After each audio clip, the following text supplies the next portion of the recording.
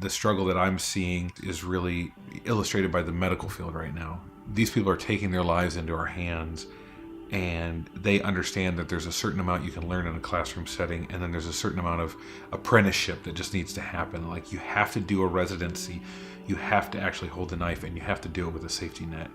And we just don't have that in ministry. There's so much that is changing. Young people who are coming in to do this just aren't ever given an opportunity to lead anything. And the result is everything they know is theory, and it's good, but they don't have the hands-on application.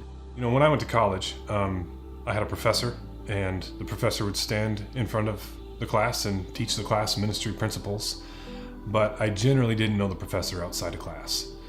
So imagine a scenario where you're working shoulder to shoulder with the person who's teaching you, and you have an opportunity to go about ministry and then reflect on it with the teacher in a kind of a relationship of mutual learning, really. Awaken's going to have two components to it. The first is a post-college 2-year residency. This residency allows the residents to come in and get hands-on experience leading things. They get to experience things in a growing church that they may not necessarily experience when they're right out of college, but they have the biggest safety net underneath them of a coach who's able to coach and develop them. The second is a 1-year church planter cohort that is very assessment-based. If you've taken a church planter assessment of some sort through some organization out there, you learn a lot about yourself, and you learn what you know, but you also, more importantly, learn what you don't know.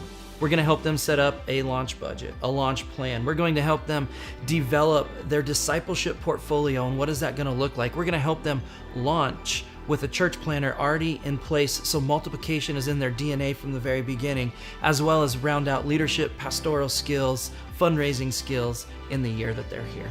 The best ministerial training happens in the local church, and the local church needs to kind of take up that mantle once again of training pastors. And so that's the heartbeat behind Awaken.